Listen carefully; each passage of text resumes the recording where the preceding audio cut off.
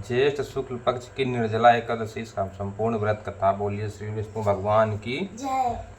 भगवान श्री कृष्ण धर्मराज युधिष्ठिर से बोले कि हे राजन, श्री सूत जी ने इस एकादशी की कथा अनेक ऋषि मुनियों से कही थी।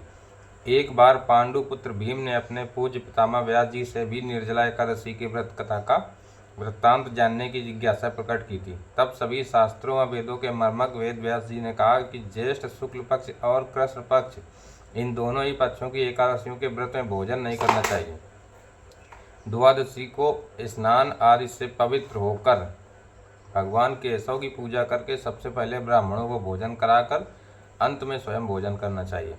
भीमसेन कहने लगे, हे पितामह, मैं विधिवत भगवान की पूजा आदि तो कर सकता हूँ, दान भी दे सकता हूँ, परंतु भोजन के बिना नहीं रह सकता। इस पर व्यास जी कहने लगे कि हे भीमसेन, यदि तुम नरक को बुरा और स्वर्ग को अच्छा समझते हो तो प्रतिमास की दोनों एकादशियों को अन्न ग्रहण न किया करो।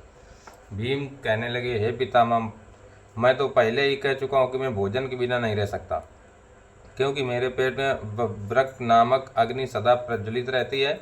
भोजन करने से वह शांत रहती है। अतः आप मुझको कोई ऐसा व्रत बताइए जो वर्ष में केवल एक बार ही करना पड़े और मुझको स्वर्ग की प्राप्ति हो जाए। श्री व्यास जी कहने लगे, हे पुत्र, बड़े बड़े ऋषियों ने अनेक शास्त्र आदि बनाए हैं। उन शास्त्रों में भी लिखा है कि मनुष्य को दोनों पक्षों की एकादशी का व्रत करना चाहिए, इससे उन्हें स्वर्ग की प्राप्ति होती है। श्री व्यास जी के वचन सुनकर भीमसेन नरक में जाने के भय से भयभीत हो गए और काँप कर कहने लगे, अब मैं क्या करूं? मास में 2 व्रत तो मैं कर नहीं सकता, अतः आप मुझे वर्ष में कोई एक व्रत बताइए जिसको करने से मेरी मुक्ति हो जाए। यह सुनकर व्यास जी बोले, ज्येष्ठ मास में सूर्य वृष राशि पर हो या मिथुन राशि पर शुक्ल पक्ष की जो एकादशी आती है, तुम उस एकादशी का निर्जल व्रत करो। इस एकादशी के व्रत में स्नान और आचमन के अलावा जल वर्जित है, इसलिए इसे निर्जला एकादशी कहते हैं। आचमन में 6 माह से जल से अधिक नहीं होना चाहिए, अन्यथा वह मदपान के सदृश हो जाता है। इस दिन भोजन करने से व्रत नष्ट हो जाता है। यदि एकादशी को सूर्योदय से लेकर द्वादशी को सूर्योदय तक जल ग्रहण न करे तो उसे सारी एकादशियों के व्रत के फल प्राप्त होता है। द्वादशी को सूर्योदय से पहले उठकर स्नान आदि करके ब्राह्मणों को दान आदि देना चाहिए। इसके पश्चात भूखे ब्राह्मण को भोजन कराएं, फिर आप स्वयं भी भोजन करें। इस एकादशी का फल वर्ष की संपूर्ण एकादशियों के फल के बराबर होता है। श्री व्यास जी कहने लगे, हे भीमसेन, यह मुझको स्वयं भगवान ने बतलाया। इस एकादशी का पुण्य समस्त तीर्थों और दानों से भी अधिक है। केवल एक दिन मनुष्य निर्जल रहने से पापों से मुक्त हो जाता है। जो मनुष्य निर्जला एकादशी का व्रत करते हैं उनको मृत्यु के समय यमदूत आकर नहीं घेरते, वरन भगवान के पार्षद उसको पुष्पक विमान में बिठाकर स्वर्ग को ले जाते हैं।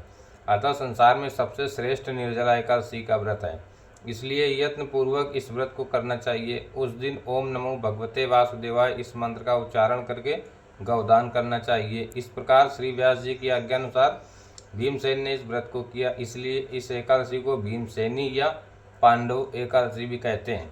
निर्जला व्रत करने से प्रथम भगवान का पूजन करके यह प्रार्थना करें, हे भगवान, आज मैं श्रद्धापूर्वक निर्जल व्रत रखकर दूसरे दिन भोजन करूँगा, अतः आपकी कृपा से मेरे सब पाप नष्ट हो जाएं।